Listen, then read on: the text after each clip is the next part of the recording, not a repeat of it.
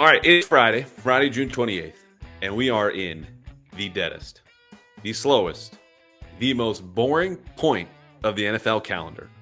And that puts a big smile on my face. Not because I'm not outside working. I love being outside of the practice fields at Gillette, sitting, sweating, note-taking, squinting my eyes to tell if that's a 67 or a 69. Nice on the back of these jerseys for every single player, in which we have a lot to look forward to this summer. But because it's late June, we can do things like this, which is open up a six-pack. And I'm not just talking where hopefully you are on a boat at the beach. Ideally not grocery shopping and drinking, but you get the point. We have a six-pack of Patriots thoughts. So we can talk about whatever we want. And today what we're going to be talking about are things that I think you can kick around at home. Who are the top 10 players in this roster? Who are the top 10 players going to be on this roster when the season's over, probably in January? How about new contracts? Ramondre Stevenson just got one. That happened right after we dropped the last episode in the kind of way that I'm going, we should probably re-record. Are we going to re-record? No. Because again, summer. And then Devon Godchaux, who does not, until maybe when we finish recording this podcast and post it either Friday night or this weekend, does not have a new contract. Plus thoughts on training camp. Inside my story with David Andrews, which dropped last week. We went fishing, spent a whole day together. I encourage you to read that. And then some Celtics story time from, look, I've been in this town now for 6 years. I've scored 0 points for any of these teams and have been in 2 parades. And the job, as I see it, is to take you guys places you cannot go and tell you things you cannot know. So that's the story time. It's not self-indulgent, but if it comes off that way, leave it in the comments and we'll cut out story time. Though people seem to like the Scandinavian stories and me almost getting into a fight with that's aggressive. Telling a Norwegian man hitting my wife that I box when I do not. You guys like that part of the story time. So story time today is going to be shorter, but first, the top 10 list. Let's get to it. So the best players in this roster ranked. Number 1, for me, until he loses the belt, the 4-time Pro Bowler, face of the defense, certainly voice of this team, Matt Judon. He gets it. I get that he's recovering from a season-ending injury. But he's out there in minicamp. I expect this dude, especially in a contract year, to continue to be the best player in this team for the foreseeable, meaning weeks and months, not years and years. But Matt Judon, number 1. Number 2, going to offense. Mike Onwenu. Not only is it just a positional versatility where he's an above-average player at right guard and right tackle obviously being a premium position and getting paid $19 million per year would tell you what the larger league thinks of him. That was his market. That's what he got. He's come back. He's ascending. He's entering his prime. He's also often very healthy. He's a dominant run blocker. And so for him, he gets a slight edge over Christian Barmore, who checks in here at number 3, because Barmore does have some positional versatility. But when you look at the traditional stats, really ate late in the season in a way that we've talked about before with Josh Uche, not on this list, against bad offensive line. So he broke out in the Denver game, monstrous performance. And there are a lot of underlying numbers that would suggest that Barmore's doing more than those 8.5 sacks, again, talking about traditional stats, would indicate. And that's true, taking on a lot of double teams, anchoring well, shedding blocks, contributing to run stops. But as far as it stands right now, Friday, June 28th, Mike Onwenu, more starts, more productivity, gets a slight nod over Christian Barmore. But you'll see where Barmore goes in the second top 10 list, which is the second item in the 6-pack. Moving on, number 4, Christian Gonzalez. If we're going based on talent and potential, number 1 on this list, far and away, no question. But right now, as you've heard me say many, many times, can I just see him play a 5th game? Until then, he's still a top 5 player in this roster, which is much a commentary on those 3.5 games that he played last year and the rest of his teammates in both very different lights. Rounding out the top 5, Kyle Duggar gets a tiny, tiny, tiny nod over Ramondre Stevenson because, again, track record, productivity, more versatility. And you look at the way that he was paid, very similar to Ramondre Stevenson, who came in as the 6th or 7th highest paid running back in the league, just as Kyle Duggar was with his extension that he got. I just like where Duggar's at right now. And when you look at Stevenson, yes, he was banged up, but coming off a year when he averaged 4 yards per carry, Duggar even also had a slight dip last year relative to 2022, gets a slight nod. No disrespect, though, to Ramondre Stevenson. Number 6 is a fine place to come in on a top 10 list. Look, if you make a top 10 list, you're probably doing something right anyway. But Stevenson, with this contract, as I mentioned, 4 years, $36 million. Only $17 million of that is guaranteed. So when you're averaging this out, it's about $4.25 million per year guaranteed. And that's not, he gets a lot up front, right? So that's not evenly split. But as far as the money that matters and how much they're investing in him, generally, yes, I agree. All the critics of this deal, you don't want to pay running backs. He's a guy in his prime. Okay. But my question to you would be this: how would you like the Patriots to treat their sixth best player when they are projected to be one of the worst teams in the league? Let him walk out the door, entering a contract year, or extend him and give him this money and at least keep him in-house when you have the most cap space and are scheduled to spend the third least amount of cash in 2025 when he would have been up for a new deal anyway. You have the cash next year. You have the cap now. This is a good time. I would agree it's probably a slight overpay, but for a team that we've criticized time and again for not spending or using its cap, yes, bring back the sixth best player on this team who should statistically be better this upcoming season than he was last year. Jabrill Peppers, number 7 on my list. Pretty self-explanatory, right? Like, the guy has found a home in the league. This is his final form, I think, is 28-year-old safety. He never should have been in that free safety spot, as I talked about with Brian Barrett last week, off of the camera, not just in the TV view. I'm talking about the all 22 of those old Greg Williams defenses in Cleveland, where he was a late first-round pick, God's chosen one in high school football in the years before he goes to Michigan as the number 1 recruit in the country. It just was one of these players who, I described this to John Smith in a very distant kind of analogy here, is better in theory than in practice. Okay. The theory about Jabrill Peppers is gone. And the reality is sweet. A thumping, playmaking, hard-nosed box safety. We know what he is. He's found his role. He's found his system. 7th best player on this list. The last 3, Juwan Bentley, similar deal. Not as far as the theoretical part, but just, you know what he is. Run stuffing linebacker, very smart, good instincts, enough range. I don't think he'll ever crack the top 5 of this list. And if he does, the Patriots are in trouble. But he's still someone you want on your roster. It's certainly a net positive, whether you look at the box score stats or some of the deeper stuff. He's never going to shine in coverage, but the way that they've aligned their defense, and he's even played a little bit more on the edge here and there, protects him against that. So in his role, good player. Hunter Henry, 9. This is again, you don't like to break the ties with the box score stats, but Henry is neither a great run blocker nor receiver. He's about above average in everything. And he definitely got slightly overpaid this offseason before he brings to this offense as a two-way tight end, as a leader in the locker room, someone who just wants to be here. And you would find in a top 10 list, top 12 at worst among tight ends in the league. You bring him back. He's number 9 on this list overall. And number 10, you could go in a lot of different directions here. I'm going to go with David Andrews. And it's not because of all the stuff that I've written about, the time that we spent together, the more stories I'm going to tell a little bit later. It's just he's as steady and as durable as they come. Kind of like Hunter Henry in the sense he's not going to wow you as a run blocker. He's not stonewalling you in pass protection, but he's there often enough. And with the smarts and tying the whole line together, all of this disaster falling around him, he checks in at number 10. If you want to make a case for a Kendrick Bourne, fine by me. Pop Douglas does not make this list. 2 concussions last year has me pretty scared. He's more limited in terms of his role. Super dynamic after the catch, as we know.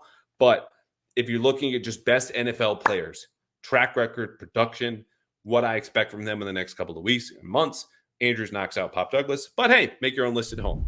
Story time. A couple weeks ago, juggling the Celtics, this podcast, and Patriots coverage for the Herald, I said, why not? Let's add the Red Sox too.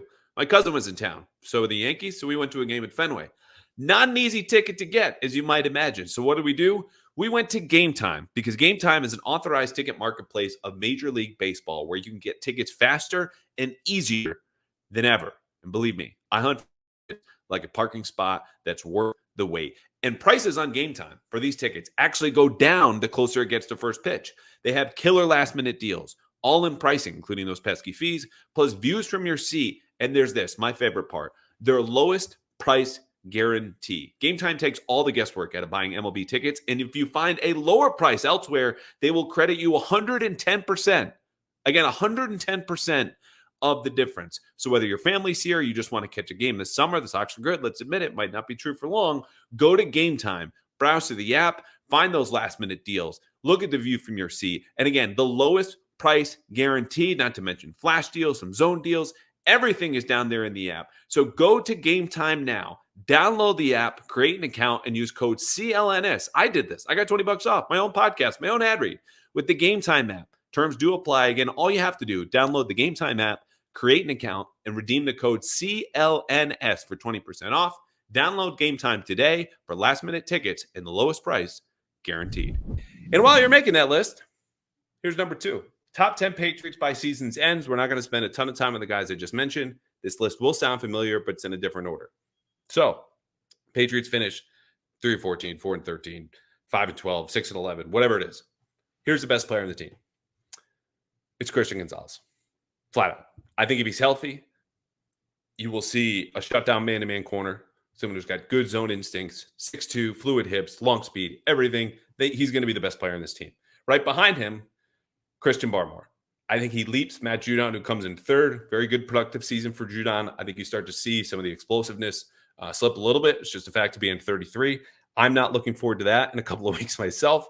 After him, Mike Onwenu at 4, Stevenson at 5, because I think not only is this the best part of his career, but he's in the best shape of his life. You know, we're checking off a lot of the bingo squares here for training camp cliches, but he's dropped his body fat percentage. Stevenson leapfrogs Kyle Duggar, who's number 6. And here's Pop Douglas. By the end of next season, I do think he makes the top 10. He will lead them in catches, I believe. Fingers crossed, both of them do your toes as well. No more concussions for him. For this 5'9", 180-pound jitterbug, year 2 leap, all that good stuff. Hunter Henry goes up to 8. He leapfrogs Jabrill Peppers, who's at 9, 8, 9, whatever. You can switch them around if you want. It's my list. This is how it goes. And City Sal comes in at number 10. So he knocks off David Andrews from this list. Also falling off this list was Juwan Bentley. I think City Sal, what he showed at the end of last year, and the fact that he's going to be able to go back to his normal position in college at left guard, played right guard last year after the experiment, and right tackle went, is a player that they can really rely on, not only just in run blocking, but in pass protection, someone who is in his mid-20s now. So there's not a whole lot more development to go. But the developing we did see last year, and the fact that he's already been slotted in as a starter, shows you what the team thinks of him. I can tell you he's been at Gillette as recently as this week, working out. So he's a player that I think overtakes David Andrews, obviously in the back 9 of his career. And you look across the line, you'd love to say Caden Wallace is the best player in this line. You'd probably like to say Mike Onwenu, who obviously was on this list. He was number 4. But after Onwenu, I think it is City Sal who's the second best player. And, you know, so I take that back. You'd love to say Caden Wallace and Mike Onwenu are close. I just don't think it's going to happen. It's Onwenu, then it's Sal, David Andrews. But no knock on anybody else. I just think he's going to be that good at the guard position this year. Honorable mentions. Keon White, another year 2 leap argument. Not as refined as I thought it would have been. Again, he implemented more than just a straight bull rush and an inside move by the end of the season. He's just a player that I think we're going to know it pretty early on. Is it there or is it not? Because like a lot of their 2023 draft picks, excluding Christian Gonzalez, these are dudes in their early to mid-20s. They're advanced, older prospects, partly COVID, partly just guys who kept playing in college. And so for him, there is some more development there, some real talent, but we're going to know it early on. And I can't bank on that in a way that I think City Sal should have been more last year than Keon White did. David Andrews, Kendrick Bourne, Jalen Polk, and Javon Baker. I know folks would love to throw these guys on this list. I just think even though they're going to play more, we talked about this a lot, the tie is going to go to the kids when it comes to playing time. This is part of the Packer way. It's hard for them to overcome NFL coverage, specifically some of these corners that they're going to see in the AFC right away and produce. They might be a top 10 player in this roster in December, maybe November and December. But right away for the whole season, I think it'll be Pop Douglas and then Kendrick Bourne and one of those two guys fighting for the number 3 job. And then their year 2 leaps, I think, will be the best version of these players that everyone expects and hopes to see as rookies. It's just going to be a lot right away. I could be wrong, but hey, make your own list. Okay, number 3 in the 6-pack, Davon Godchaux. So, again, it's been a long time since we recorded. I don't know. I know I said this on TV that night when I was looking at him going, okay, he's got his helmet on backwards. He doesn't have a jersey on, and he's just chilling. So, yeah, he might be rehabbing, but he's not going down to the conditioning field. He has no guaranteed money left on his last year of his deal. This is a hold-in, okay? That's what I've got my eye on. Lo and behold, the next 2 days of minicamp bear that out. Davon Godchaux is holding in. It's because, as I just mentioned, of his $7.15 million base salary this season, none of it is guaranteed. He also has a $1 million roster bonus, but this is a dude who's going to turn 30 in November and wants his money guaranteed or perhaps extended with an extra year. And let's stop and celebrate for a second that we can call this what it is in a way that we did not last year, whether you were Bill Belichick, whether you were Matt Judon, whether you were a bunch of fans of my mentions going, oh, it's not a hold-in. They said it wasn't a hold-in. Well, it was. And Judon's since confirmed that as we all watched it, because players who were just hanging around at training camp are not just hanging around for a reason, in this case, minicamp with Godchaux. And that's fine, okay? But that's what it was. That's what this is. Even though people don't want to hear about it, sometimes you have disputes within teams, contracts, or otherwise, and this is it. So, as I said, Godchaux turns 30 in November. The depth behind him is not great when it comes to nose tackles. You could put Christian Barmore there. Again, we talked about anchoring against double teams, which he did a lot more of last year. So more double teams, honestly, the most defensive tackles in the league. But you don't want your best interior pass rusher playing that role full time, right? You want to free him up with picks and stunts and certain looks and let him go to work one-on-one, not one-on-two. So the issue for Godchaux is not just that Barmore, my neighbor in this defense, got paid, highest paid Patriot ever outside of Tom Brady.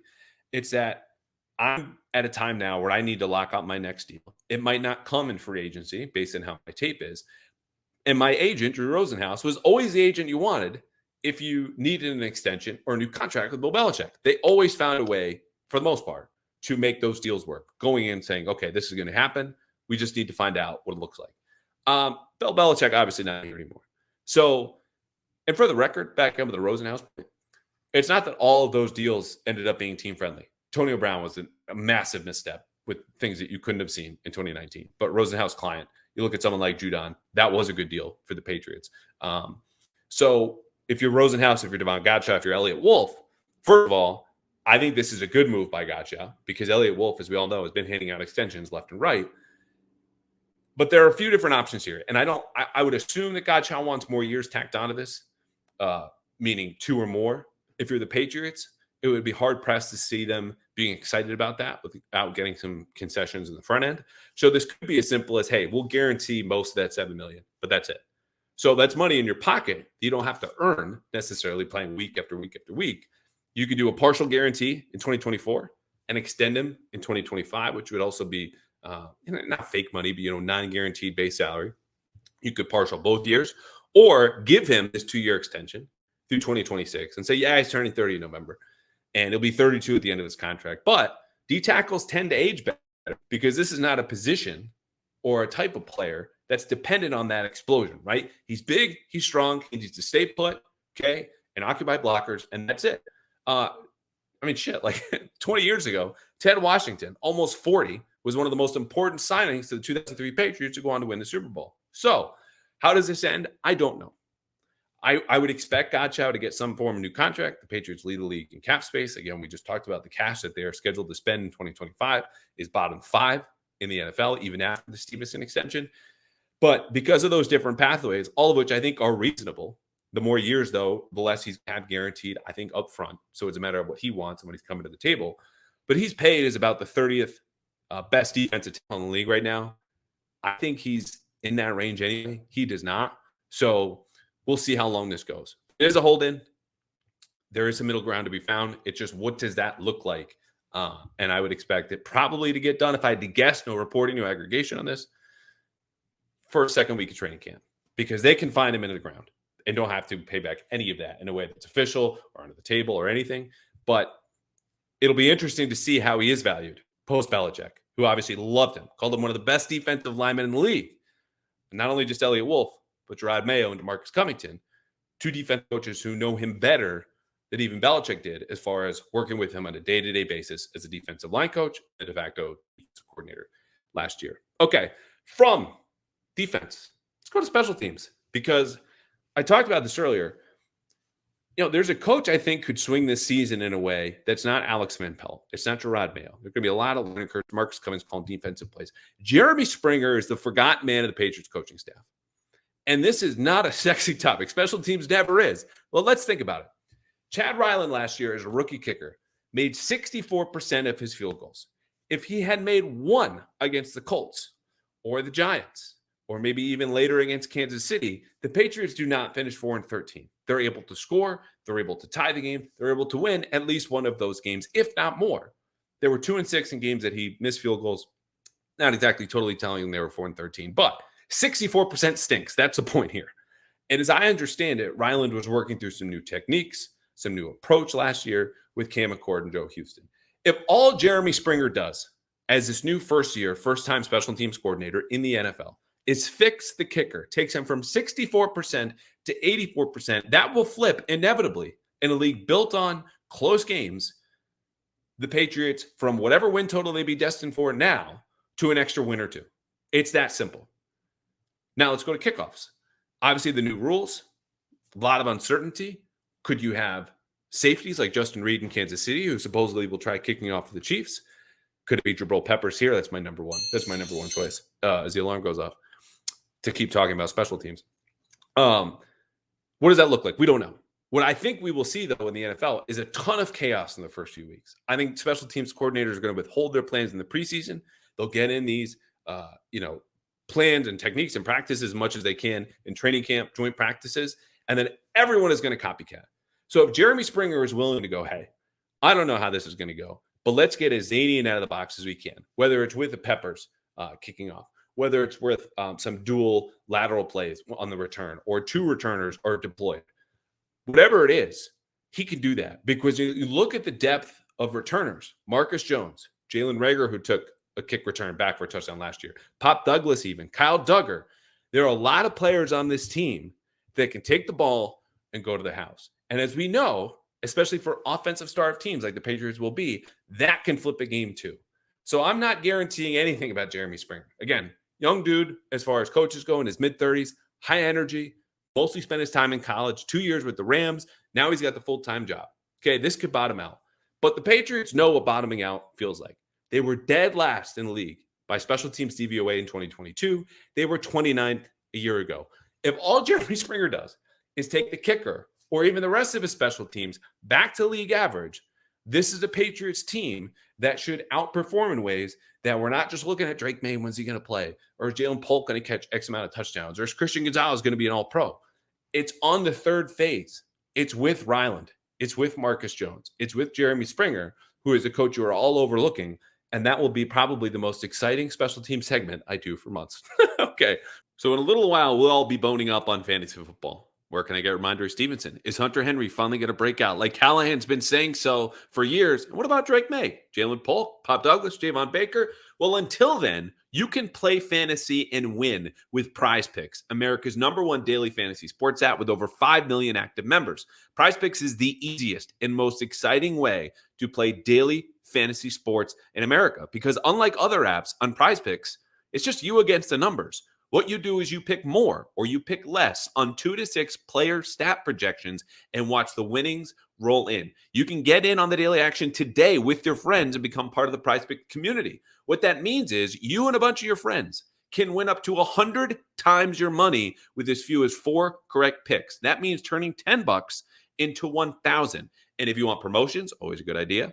Prize Picks has you covered every single week. You can pick the player's stat projections on Tuesday for a lineup bonus, or you get your entry fees back if you have a losing lineup on Friday. So with basketball over, it's all on to baseball, and we've got women's basketball still. Caitlin Clark, Angel Reese, AJ Wilson, you know the names. Follow them, play Prize Picks, and win up to 100 times your cash watching them ball out. I've told you this before. I do this with Sox games, whether I'm at Fenway or at home. So pick the player, pick the stat types, more or less, and that's it. So download the Prize Picks app today and use code CLNS for a first deposit match up to $100.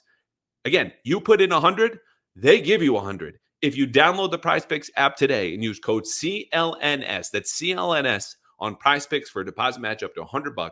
Pick more, pick less. It's that easy. Moving on, number 5. This is quick. Training camp dates were announced. Day 1, July 23rd. This is not a practice. It's for players to report, take physicals, condition. Then they hit the field day 2.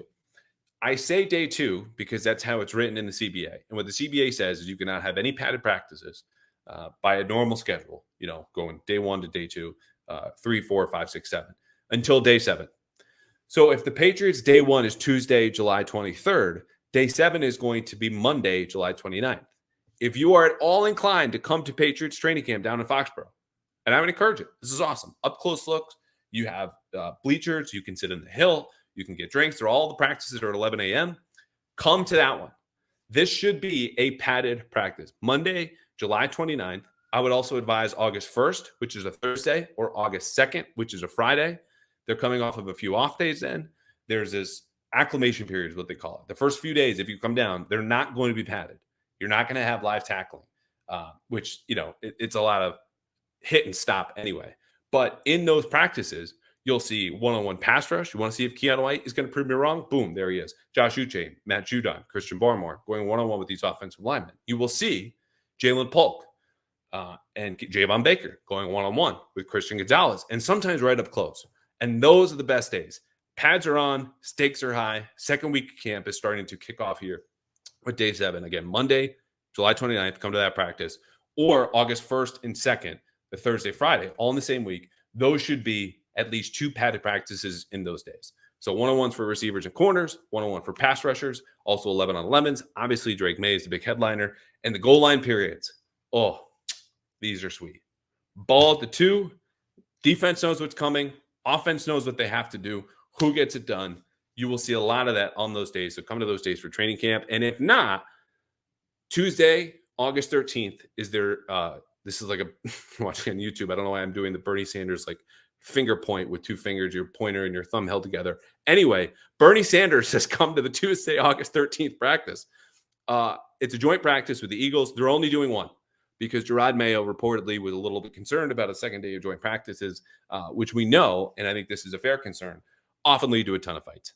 They don't want that. We saw this a couple years ago with the Panthers, players getting kicked out left and right. Just no good. So that's what I would say. One more time. Monday, July 29th. Thursday and Friday, August 1st and 2nd. Come to Foxborough, see a training camp practice. You won't regret it. You'll have a good time. And it's football up close. What could be better?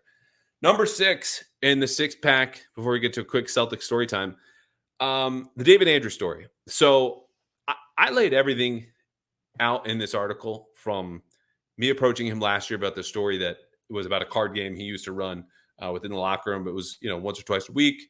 Couple of guys, keep things light. They're going for 13. Just have some sort of camaraderie, some joy. You had a mix of veterans, rookies, backup starters.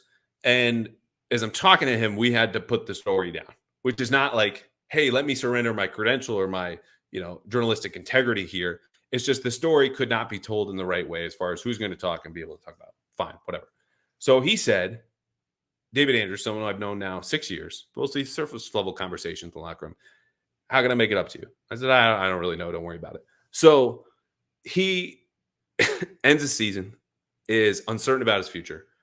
Is there 4-13? Next day is Monday, locker room clean out. Happens every year, unless you win the Super Bowl.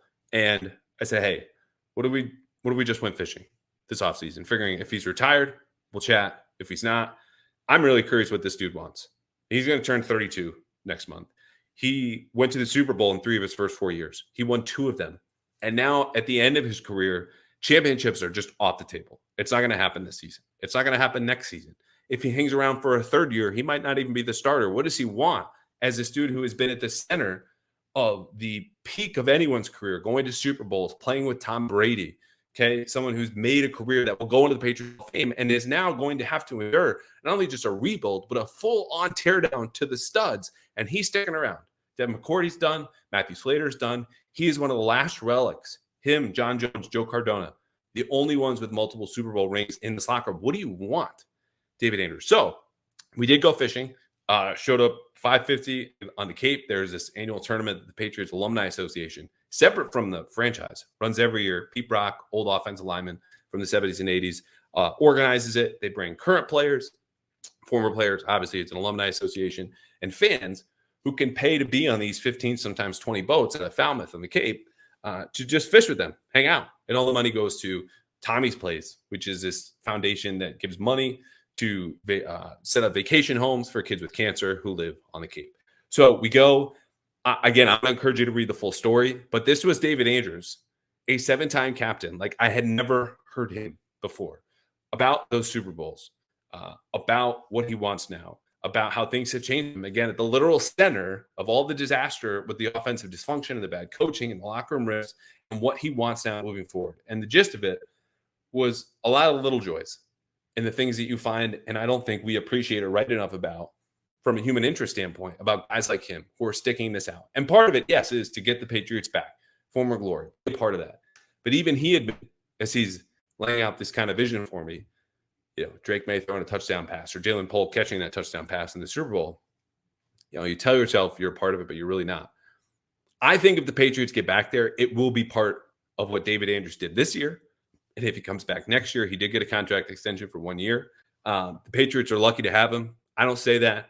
And it's very easy. It's over. Media, right? Treat us, give us free. Oh, my God. You're the best person I've ever met. This is a good human being, a great leader, and someone I was very, very glad to get. Oh, and look, we spent 7 hours in a fishing boat and caught one thing. So this was not a day that, I think most days like that you enjoy. And so it was really good to talk with him and get to know him and have him open up and trust me with that story. And we chatted since, just to kind of follow up on a couple of details. So a good dude. Please read the story. It's on the BostonHerald.com. I've tweeted about it. And you're not going to find any story like that so far written this year. And I would be surprised if you see something from anyone the rest of the season. Last thing, Celtics story time. I'm not a big parade guy, and I don't say that much anymore because just being at the center of the Celtics championship and everyone coming out. I got to write this because we lost our Celtics writer, Steve Hewitt, at the Herald a couple of months ago. I say, all right, I'll pitch in. Let's hire someone. They don't. They still haven't. I don't get it. But anyway, I cover them as well as the Patriots the last couple of months. And so there's one spot for media. If you're a cameraman, obviously panning out to the crowd and the whole environment. If you're a writer, I had Jared Weiss from The Athletic behind me. You're writing what this was like. And it is a little awkward. Our truck, it was a pickup truck that they said, small stadium-style seating. So you're just like strapped in, the tailgate is down, and you're looking behind you at what are the duck boats. So in front of us is these long, tractor trailers that the cheerleaders are there, the confetti machine, whoever's running the music. Then there's us in this weird white pickup that looks like it was OJ sneaking into the Celtics with a bunch of random white guys in the back. And then the duck boats, Joe Mazzulla and everybody. So the awkward part is you can hear the music, the truck's going out ahead of you, and everywhere you look around, people are screaming, they're fist pumping, they're so happy. And you had nothing to do with it. I again, 6 years, 0 points, 2 parades. But what you soak in the middle of that, and you can't help but smile and keep your journalism objectivity. I'm glad the Celtics won. That was a lot of fun. I had a really good time. It's just this is what it's about. It's not just the parade. It's the connection. It's the joy. It's the community. And I remember rereading a column I had written after the Patriots parade, my first year in the beat. And the way I described it then, I think it was a fair characterization. Patriots beat the Rams 13-3. They come back a few days later. It's cold, but it's like a good February day. This was a defiant celebration of, you remember that season? We're still here. Too old, too slow, still here. Kind of a subtle FU, a salty defensive team, obviously with an older Tom Brady, that beat the Rams again, one of the most explosive, high-flying offenses in NFL history. True story. Moved Jared Goff as a quarterback. And so coming back to Boston, it was like a full circle from their first Super Bowl win of just, we can do this even if you don't think so. And it wasn't like double birds out, but there was just like a saltiness to it, a defiant celebration on a brilliant day in Boston. This was all joy. This was seeing Jaylen Brown and Jason Tatum grow up and graduate. This was a coronation for players like Al Horford. This was Kristaps Porzingis draped in the Latvian flag, celebrating in a way that that dude was playing for the Wizards a year ago. So it was all of these things all at once. And to be at the center of that, even for a very brief stint, 45 minutes rolling down from Causeway to Boylston, was spectacular. So I wrote about it and was also in the locker room post-game for Game 5. And I like these scenarios. I start to learn more covering, Penn State won a Big Ten championship once, and you're on the field and people are talking to you. And normally there are very strict rules as there were with Belichick about who you can talk to and when, if you're media. And this is also like a free-for-all. Like, you'll talk to whomever, and not in a way that's like, oh, please give me a quote, yada, yada. It's just like, hey, congrats, spraying champagne everywhere. So I had a recap of that. And it's just, I would say if you're not a parade person, the reason I bring this up is it's worth the wait. It's worth the day, the skipping work, the traffic, the whatever it is. Because if you get to be at the center of it, you are at the center of what I would only describe as what it feels like, what it sounds like, a buzzer beater at the Garden in a playoff game. Just unending waves of sound and joy in Boston. And this was Boston at its best. It was an incredible day. So look, it only been 5 years since the last one. We'll probably have another one in the next 5 years. C's, B's, maybe probably not the Pats, maybe the Pats. If David Andrews gets his wish, but I would just, you got to make it out. You got to make it happen. And I'm incredibly lucky to be in the middle of that. But I hope some of that made sense. If not, again, read the stories and definitely the David Andrews piece. Get to know him better than you ever have, what he wants, what's coming next, and a lot of touching stuff about his son. He's about to have a second son coming up in July. All right, coming up for us here in this podcast, Fitzy, finally, for our third annual Patriots scrimmage draft, right? He and I have a team. We're picking players, reset style from the Patriots roster. I go, he goes, I go, he go, back and forth. Who has a better team? We will have that for you next week, plus a tweeted version. Actually, we might do this on YouTube too. Pick by pick, how the teams went. You tell us who won the third annual Patriots scrimmage draft, and then we'll be back the following week with more Patriots stuff. But so long, this has been your Patriots six-pack. And the weekend, stay safe, be well.